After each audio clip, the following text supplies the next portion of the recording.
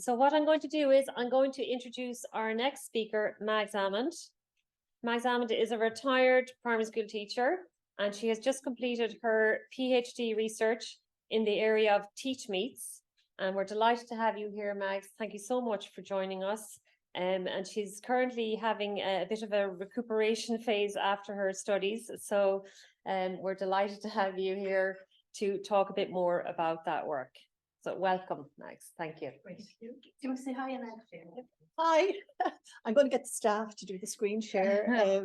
Please, delighted to be here in person. I was at home for the last one and jealous of the people in the room. Lovely to see faces I know. Lovely to see new faces. Hey, is that coming through clear? I see Marie Huxtable. Will you wave at me if it's okay? Thank you, dear. Thank you. So I'm going to speak a little bit about my PhD, and then a little bit more importantly about what I would call, what I'm now calling NEARIMeet, the NEARI dividend that I got from joining this group, and the best piece of advice I was given by a friend of mine was to come to NEARI with a problem that I have. So terms and conditions, sorry, is it click? Yeah, terms and conditions apply. One of my favorite poets from my youth, Dr. John Cooper Clarke, currently on a world tour called Catch Me While I'm Alive. The day I read this, I will never forget the day I read this haiku, to freeze the moment in 17 syllables is very difficult, because he was on countdown in April, and in April I was going to an event where I had to freeze the PhD. Now for today, it's 17 screenshots, it's way more difficult, but for that one I had to freeze the PhD in 5 minutes. So this is the world I come from. The world I come from is NEARImeet, where presentations are very, very short. So I feel luxuriously floor shook today, and you're going to have to throw something at me to get me to stop talking. So Maureen has put a link to the slide deck into the chat, I believe. Thank you. It's there for comment. Please open it and ask questions if you so wish. So this is the PhD summarized, let's say, and every time I start, up in the top right hand corner, I put a shout out to the co-founders of NEARImeet, who are at the time 3 young Scottish men who I've come to know and love since. Ewan McIntosh, John Johnston, and Parslad is hidden there, but that's David Noble. I believe there's a Scottish soccer team called Pars, and he's mad about them. So what is it? It's not 100 miles away from a NEARImeet, but slightly more raucous, because it's usually in a pub or a hotel or a very convivial situation. The byline, all it has a name. It has a very strange font. It has a Wikipedia entry, and it has a single strapline called By Teachers for Teachers. And that's what it is. People name a venue, name a date, and they come to share their practice, share their ideas in a convivial atmosphere. And I will keep repeating that. The social aspect is really important.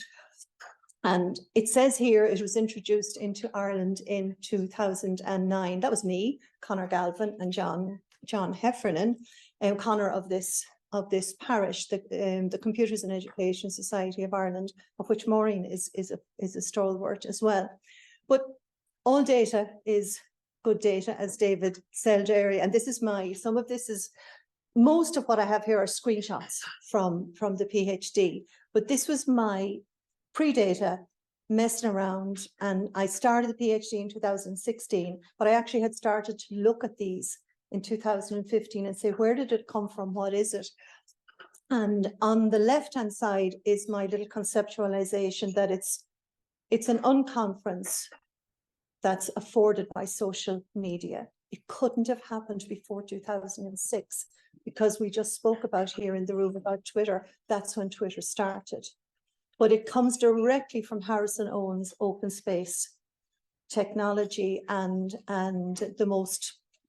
the least controlled organization that I know is what I was trying to study. No locus of control at all, completely run on trust.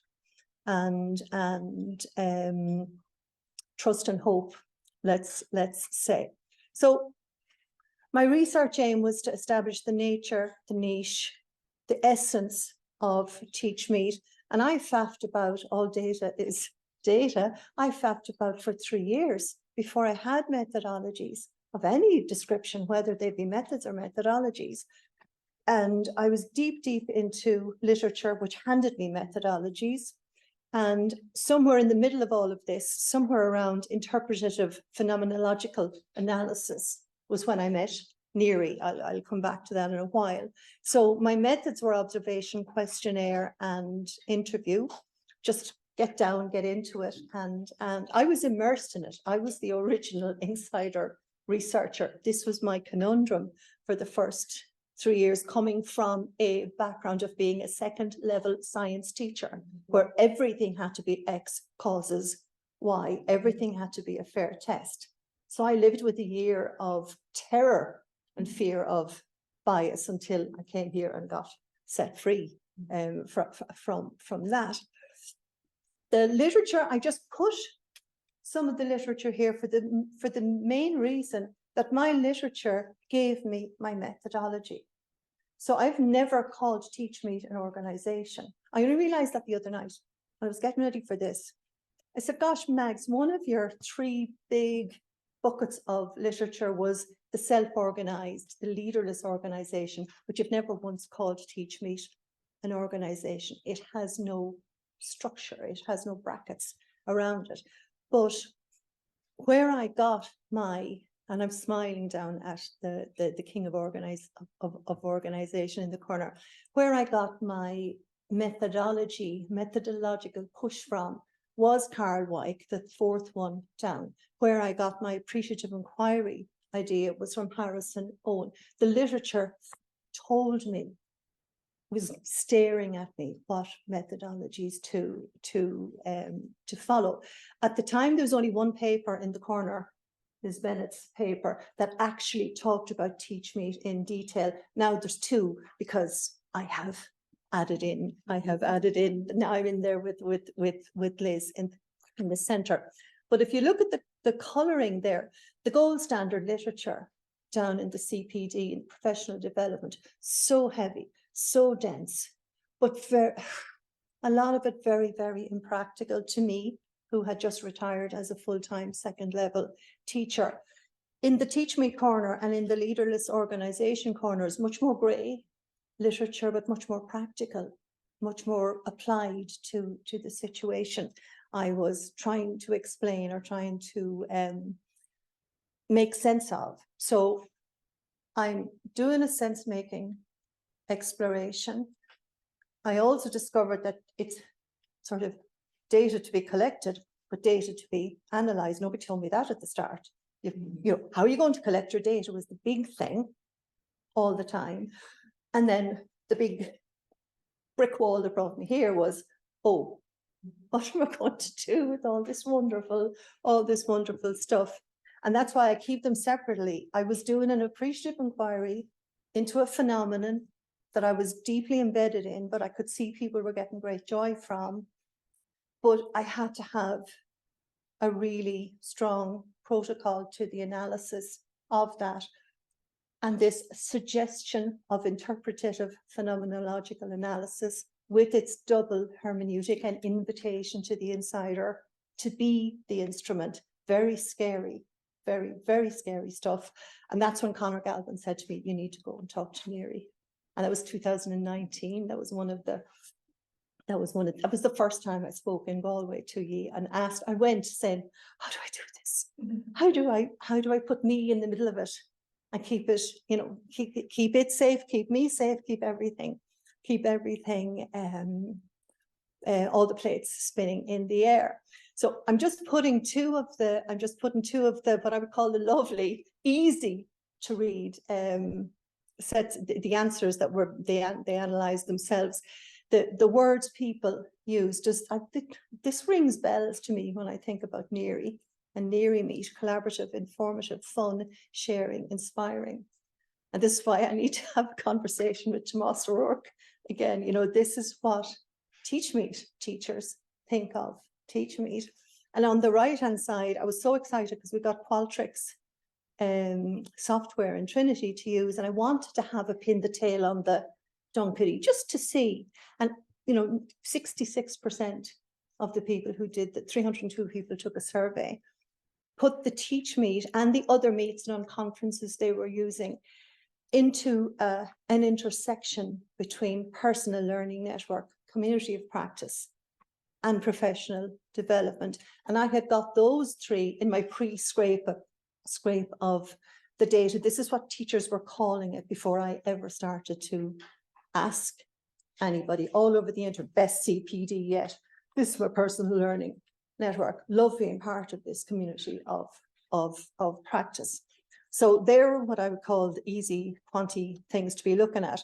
This took me 6 months to work out. And this is what I mean about the density and the weight without actual, too much theorizing was what I found in the literature. I read about 40 papers in a row about continuing professional development. Not one of them defined what they were. And we're talking about lofty, fantastic people, great papers, but no definition. So I spent one full summer looking for definitions. How was I going to ask people in a questionnaire to rate what they thought of TeachMeet as PLN, COP, CPD to use all the acronyms? And it took me a long time. And funny enough, we went all the way back to Christopher Day to get a really, really, really, sometimes the oldies are the besties, to get a really strong definition for continuing professional development. It was the hardest one to pin down.